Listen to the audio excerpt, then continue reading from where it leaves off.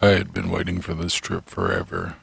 This whole pandemic has made my life crazy, and the past 6 months it seems I've been going nonstop. I'm a nurse, so the overtime has been crazy, and me and my boyfriend made plans to take a camping trip near the end of summer. We had this beautiful spot picked out. It was right off the lake, and the tree line kept our tent shaded so it stayed cool all day. It was so nice disconnecting from everything. After we got everything set up, it was around 5 p.m., so we had enough time to take a short hike. The trail was narrow and we were surrounded by nature. The sounds of the birds and the insects, along with the smell of fresh air and the sight of the deer. It was just amazing. We never saw this back home in the city, and pictures do not do it justice. I was already planning my next trip here before winter. It was near dark when we got back to camp, and I went down by the lake and just sat beside the water. I've always loved camping. Me and my dad went camping every year before he passed, and it's been 5 years since he passed, and I've only managed to go twice since then. That night, as I laid there in my hammock looking up at the night sky, I lost myself in the low buzz of wildlife, and I drifted off. I was startled awake by a loud splash. I jumped up out of my hammock and looked in the direction of the lake, but through the darkness I couldn't see anything. I walked over to the tent, unzipped it, and peeked inside. David was snoring loudly, and I knew I would never fall asleep beside of him. I grabbed a flashlight and walked to the edge of the lake. I slowly scanned over the water, and I saw nothing but a log floating. I shrugged it off, and I was just thinking it was probably an animal jumping off of that log into the water. I got back in my hammock and fell back asleep. The next morning I woke up and started making some coffee as I ate a few nuts and berries from our trail mix. It was so peaceful. I woke David, and after some coffee we decided to take a hike to the other side of the lake. The trail that led around the lake was smooth and almost completely flat, and to the right there were trees. It was so dark past the tree line that you couldn't see anything beyond 6 feet. As we turned left to go around the lake, the path led us into the darkness of the trees. Even in the day, it was difficult to see anything. I kept getting this eerie feeling that we were being watched. I held tightly to David's arm so we wouldn't get separated, and he chuckled and said, "Relax, babe. The boogeyman won't get you." It wasn't that I was scared, it was more of an uneasy feeling. At that moment, the tranquility of the forest was gone. Just yards away from my sanctuary, there was this darkness that was cold and unnerving. We finally got to the other side of the lake, and I could feel the sunshine again, and I felt so relieved. The hike was pleasant, and I had forgotten about the creepy journey here.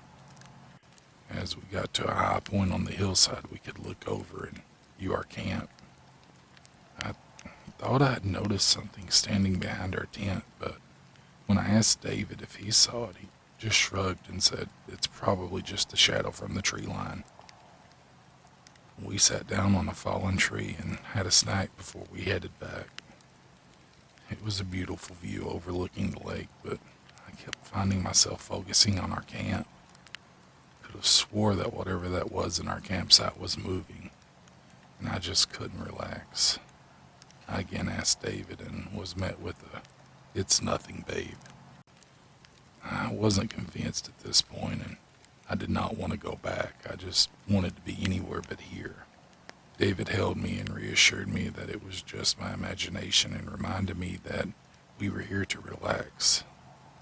I decided he was right and just focused on enjoying this vacation. After all, I'd been camping for years and I'd never encountered anything out of the ordinary. We continued on our hike, and I was able to forget the creepy section of the forest and whatever that thing was at our campsite. As we were headed back down to the lake, we decided to take a dip in the lake to at least rinse off a bit of the dust from our hike. I didn't have a bathing suit, but seeing as it was just me and David, I just wore my underwear. It covers the same, right? As we were swimming, I kept getting this feeling that we were being watched. I scanned the lake, but the glare of the sun off the lake made it impossible to see the other side. It just happened to be the side near our camp. I come up on the bank and quickly dry off and put my shorts and top back on. I felt so exposed and it made me feel sick to my stomach. I told David I wasn't feeling well and was ready to head back. He told me to go on ahead and he would catch up. I didn't want to be alone, but right now I was starting to feel lightheaded, so I decided to head back.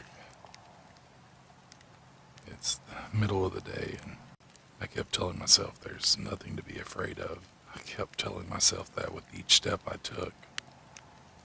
I kept looking back at David, feeling relieved to know that as long as I could see him, he could see me.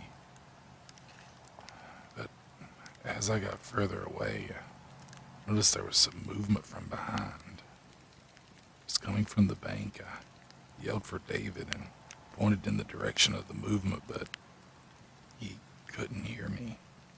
By now, this thing was maybe 30 feet away from him, and although I can remember every detail, I can't find words to describe it.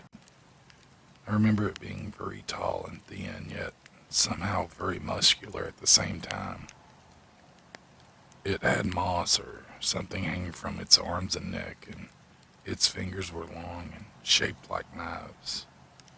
The way it moved was very odd, kind of like the way you move in a video game that is lagging or glitching, but it moved fast. It was able to scale the tree that was beside the lake in seconds as it walked along the branch and ran over the lake just above David. This thing was huge, but it seemed to be weightless. I had to look away. I knew I had no choice at this point, and I turned and ran as fast as I could to get to the other side of the lake. At this point, the dark section of the forest didn't even faze me. I just kept running. I didn't even stop at camp. I just kept moving till I got to my car. I grabbed my key fob, unlocked my doors, and sped away as fast as I could. I couldn't even look in my rearview mirror for at least 20 minutes because I just knew that whatever that thing was, it was there, chasing me.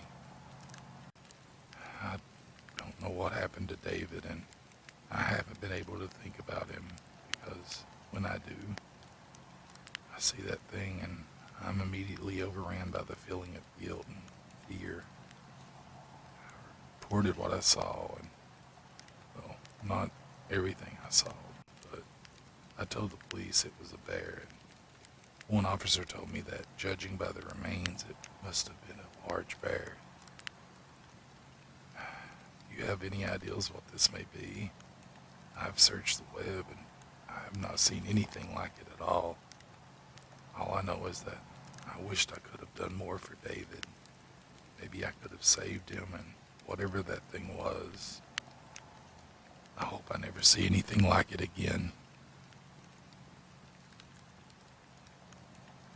Hey guys, thanks for watching the video, and as you could probably tell, I'm a bit under the weather. It's nothing serious, just a viral infection, but I really wanted to get a video out because it's been a little while since I posted one. But anyway, what did you think about this? What could that creature have possibly been? And is that a lake that you would like to go to? And if you saw something, would you do the same? Would you abandon your partner to save yourself? And thanks again for joining me around the campfire this evening, and have a good one.